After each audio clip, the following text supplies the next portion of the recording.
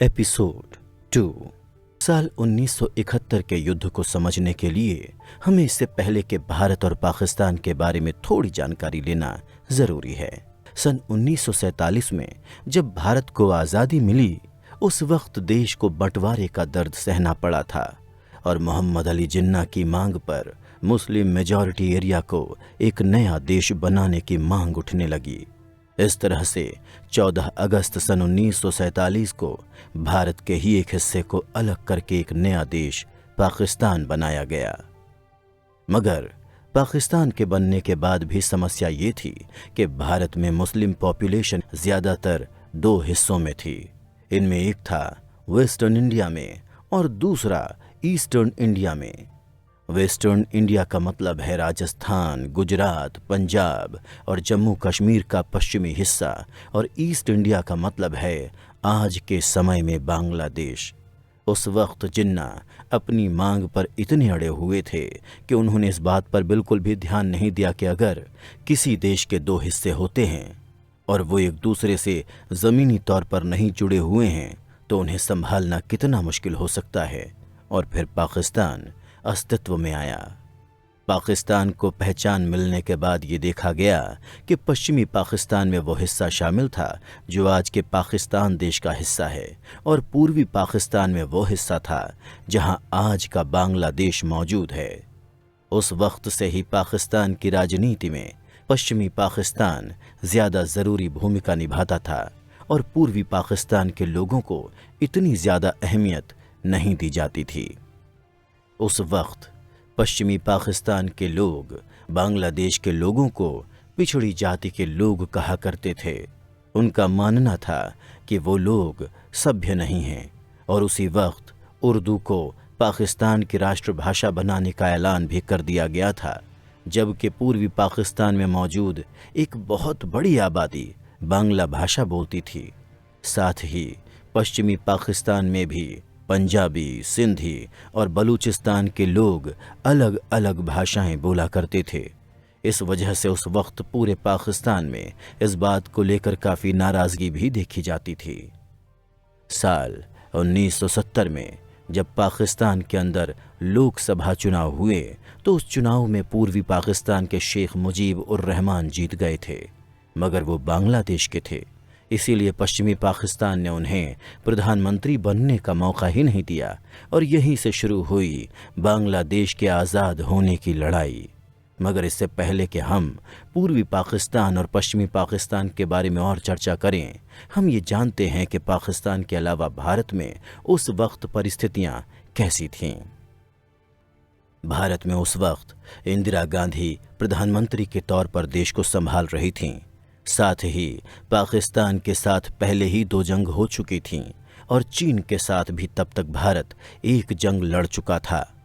जहां पाकिस्तान के साथ हुई जंग में भारत को जीत मिली थी, तो वहीं चीन के साथ हुई जंग में भारत को देश का एक बड़ा हिस्सा गंवाना पड़ा। उस वक्त इंदिरा गांधी गरीबी हटाओ का नारा देकर सत्ता में आई थीं, और इस वजह से उनका पूरा फोकस देश की गरीबी को हटाने पर था। लेकिन भारत पूर्वी और पश्चिमी पाकिस्तान के बीच में मौजूद था, और इस वजह से इन दोनों इलाकों के बीच की परेशानी से भारत भी काफ़ी परेशान हो रहा था।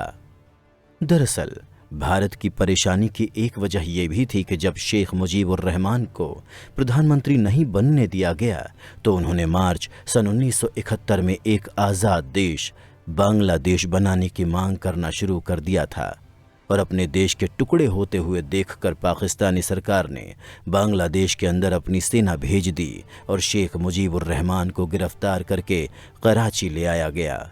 इधर पाकिस्तानी सेना ने बांग्लादेशी आम नागरिकों पर खुलेआम अत्याचार करने शुरू कर दिए, जहां हर दिन हजारों की संख्या में बांग्लादेशी आम नागरिकों को मारा जाने लगा था। आंकड़ों की माने तो करीब 30 लाख आम नागरिकों को उस वक्त पाकिस्तानी सेना ने मार दिया था, और इसके साथ साथ 4 लाख महिलाओं के साथ बलात्कार भी किया गया। और जब बांग्लादेशी नागरिकों पर इतने बड़े स्तर पर पाकिस्तानी सेना के द्वारा जुल्म किया जाने लगा तो लाखों की संख्या में बांग्लादेशी नागरिक इल्लीगल यानी कि असंवैधानिक तरीके से छुपकर बॉर्डर क्रॉस करके भारत में आने लगे और इससे भारत की सुरक्षा के साथ भी समझौता होने लगा।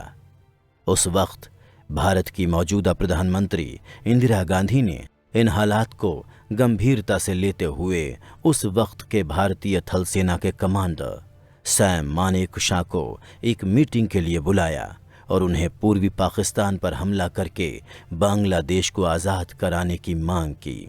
लेकिन तब मानेकशॉ ने इंदिरा गांधी से कहा कि बरसात के मौसम में बांग्लादेशी इलाकों में दलदल की समस्याएं बहुत ज़्यादा होती हैं, इस वजह से अभी युद्ध करना ठीक नहीं होगा। वहीं इस मौसम में पाकिस्तानी सेना और चीन भारत के दूसरे तरफ के बॉर्डर से हमला कर सकते हैं। इसलिए सैम मानेकशॉ ने इंदिरा गांधी को दिसंबर तक इंतजार करने का सुझाव दिया, क्योंकि दिसंबर में लद्दाख क्षेत्र में बर्फ बहुत ज़्यादा होने के कारण चीन के भारत पर हमला करने की संभावनाएं काफ़ी कम हो जाएंगी। हालांकि इस दौरान भारत ने अपने सैनिकों को इस ऑपरेशन की ट्रेनिंग देना शुरू कर दिया था।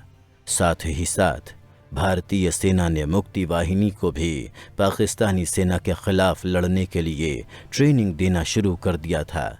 ये मुक्ति वाहिनी बांग्लादेशी क्रांतिकारियों का एक ग्रुप था जो बांग्लादेश को पाकिस्तान से अलग करना चाहते थे। भारत अब दिसंबर के महीने का इंतजार कर रहा था और जंग की सारी तैयारियां पूरी हो चुकी थीं। जैसा हमने आपको पहले ही बताया कि भारत और भारतीय प्रधानमंत्री इंदिरा गांधी उस वक्त देश की गरीबी हटाने में ध्यान लगाए हुए थे, मगर बांग्लादेशी नागरिकों के इल्लीगल तरीके से देश में घुसने से अब भारत भी इस परेशानी का हिस्सा बन चुका था। ऐसे में जंग करने के अलावा दूसरा कोई भी रास्ता इंदिरा गांधी के सामने नहीं बचा। लेकिन बात यह भी थी कि भारत इस तरह से किसी दूसरे देश के मामले में अपनी टांग नहीं अड़ा सकता था, और ऊपर से अमेरिका, ब्रिटेन जैसे बड़े बड़े देशों का पाकिस्तान को खुला समर्थन था। ऐसे में भारत, जिसके पास तब तक किसी भी बड़े देश का समर्थन नहीं था, वो कैसे इस जंग में उतर सकता था। मगर जंग से ठीक पहले भारत और तत्कालीन सोवियत संघ ने treaty of friendship and cooperation sign की थी। हालांकि इस ट्रीटी के अंदर सोवियत यूनियन ने इस बात की गारंटी नहीं दी थी कि वो इस जंग में भारत का खुला समर्थन करेगा, पर अब यूनाइटेड नेशंस के अंदर भारत को एक बड़ा सहयोगी मिल चुका था। दरअसल यूनाइटेड नेशन सिक्योरिटी काउंसिल में 5 परमानेंट मेंबर्स होते हैं और इन 5 मेंबर्स के पास वीटो पावर होती है। इस खास पावर के चलते काउंसिल के ये 5 मेंबर किसी भी रेजोल्यूशन को रोक सकते हैं, और ये 5 देश हैं अमेरिका, ब्रिटेन, रूस, चाइना और फ्रांस। तो भारत को रूस का समर्थन मिलने के बाद ये बातें साफ हो गई थीं कि अगर भविष्य में पाकिस्तान का समर्थन अमेरिका, ब्रिटेन और चीन करेंगे तो रूस उस रेजोल्यूशन को वीटो कर देगा, और इस तरीके से यूनाइटेड नेशन भारत को कुछ खास नुकसान नहीं पहुंचा पाएगा। लेकिन उस वक्त युद्ध के लिए केवल यही एक दिक्कत नहीं थी, क्योंकि तब सिर्फ 9 साल पहले ही भारत की चीन से करारी हार हुई थी और भारतीय सेना अभी भी उस सदमे से उठ नहीं पाई थी।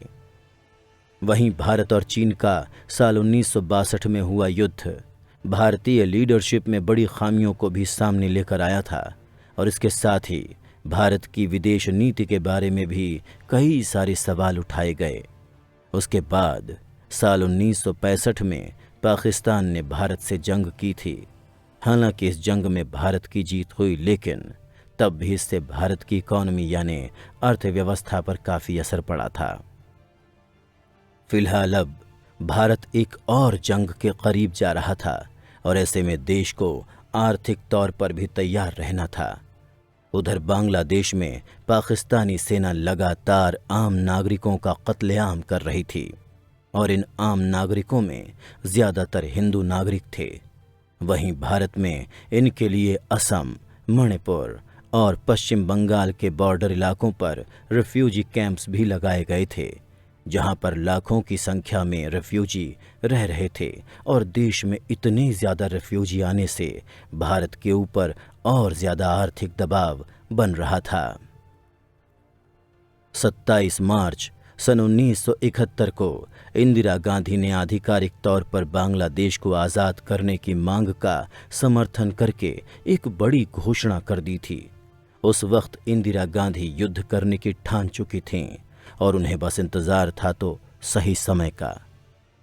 जैसा कि हमने आपको पहले बताया कि कैसे सैम मानेकशॉ ने मौसम संबंधी चीज़ों को देखते हुए इंदिरा गांधी से कहा था कि उन्हें जंग दिसंबर के महीने तक शुरू नहीं करनी चाहिए, और कई सारे लोगों का ये भी मानना है कि जब शुरुआत में इंदिरा गांधी ने सैम मानेकशॉ पर ज़्यादा जोर जमाने की कोशिश की तो उन्होंने इंदिरा गांधी के सामने अपना इस्तीफा पेश कर दिया था। वहीं इस जंग में हिस्सा लेने की उन्होंने एक ही शर्त रखी, और वो ये थी कि उन्हें ये जंग अपने हिसाब से लड़ने दी जाए। आखिरकार इंदिरा गांधी ने सैम मानेकशॉ को जंग को अपने हिसाब से लड़ने के लिए अनुमति दे दी, और ये अनुमति मिलते ही मानेकशॉ ने सेना को आदेश दिया कि वो भारत के रिफ्यूजी कैंप्स में रह रहे पूर्वी पाकिस्तान के नागरिकों को ट्रेनिंग देना शुरू करें, और मुक्ति वाहिनी की एक बहुत बड़ी संख्या में सैनिकों को भारत के द्वारा ही ट्रेनिंग दी गई थी।